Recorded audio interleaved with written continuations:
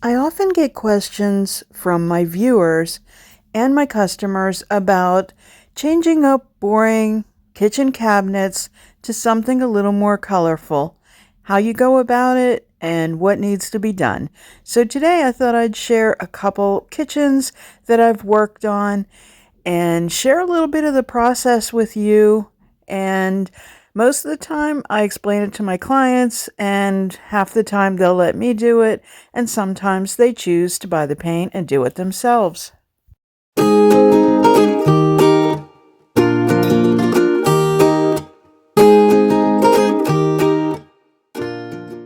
This client has a beautiful kitchen. She just wanted a little bit of an update. She's definitely not afraid of color, as you can see in this beautiful backsplash that they had selected, and also the beautiful countertop. I offer my clients a discount if they remove their cabinet doors for me and bring them to my shop, and that way I can do all the prep work and get started on them there, which saves a little bit of time. I put them out kind of assembly line style. As I mentioned, this customer is not afraid of color, and you can see how that color pulled out the little bit of blue in that tile and made it so much more evident. Loved the bold selection. She chose Mojave in the silk line and Serenity, which is a blue. So here's that Mojave, and it works great together in the kitchen. So you can see the uppers and the lowers are a different color, and I think it looks really beautiful. I'm happy that that's what she chose. Kitchen number 2 is a rental. So these folks wanted to prepare this so that they could rent this apartment out and update the kitchen, because kitchens and bathrooms sell. Odd little pass-through between the kitchen and the dining room. We had done a mood board to select the colors and the new hardware. We decided on that graphic rhombus stencil as the backsplash, but there was this existing tile behind the stove. Originally it was a silver color, so I did this distress thing, and then I totally hated it and decided that everything else looked really modern. It just looked like both backsplashes were not going to the same party. So did the backsplash all gold instead, and here's some of the results from this kitchen. So it's definitely an update from what it was. Used black sands on the cabinets, both upper and lower. There was no hardware before, so we chose a bold gold hardware, and it definitely updated along with that rhombus stencil. So we also decided that we wanted to update the bathroom. So the tile in the shower is white, so that's good. But surrounding it is pink tile.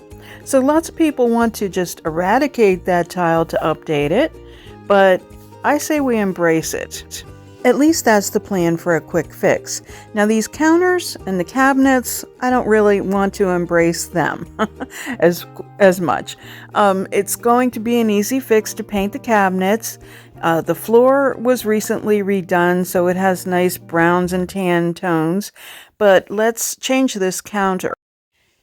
Countertops can be painted using a bonding primer, and then a series of coats of paint and plenty of sealer, which needs to allow drying time in between and sanding in between. There's even a paint that can fix these little rust or worn off enamel spots in the sink. So we'll get this bathroom looking definitely updated and clean really quickly. So what are your thoughts? Are you brave enough to do a quick uplift, facelift renovation like this? Let me know in the comments. So let's review the steps involved. So first you would remove the doors and the hardware. You want to label the doors. I use painter's tape and just go U for upper, 1, 2, etc., and L for lower, etc. You want to decide if you're going to add or replace hardware. Lots of times I'll use a spray to change up the hardware. The next thing is to clean and degrease the cupboards.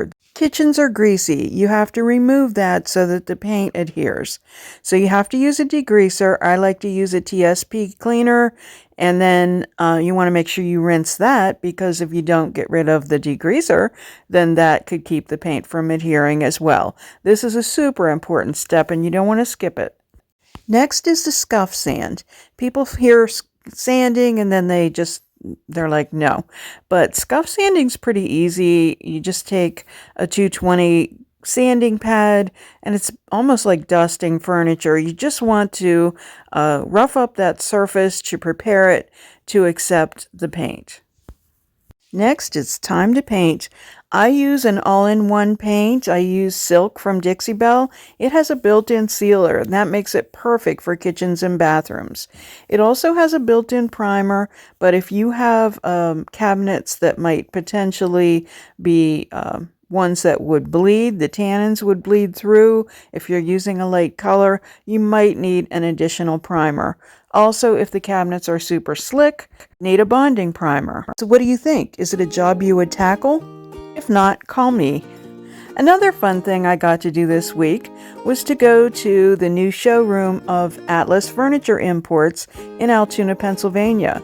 It was so much fun to do the merchandising. So they basically had the furniture arranged. I just helped to make it a little bit smoother pathways and pleasing displays so that it looks inviting, like you feel at home, like you could sit down and this could be your living room.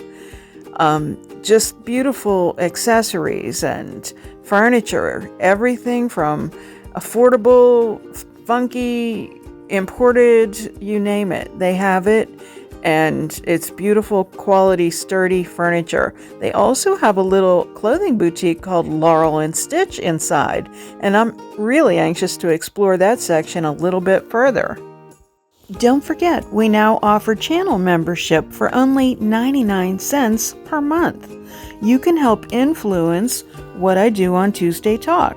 So today we talked about cabinets, and next time it could be whatever you want to talk about. You get access to a special Facebook group and special emojis, and we'll have a lot of fun. So all you need to do is click the join button.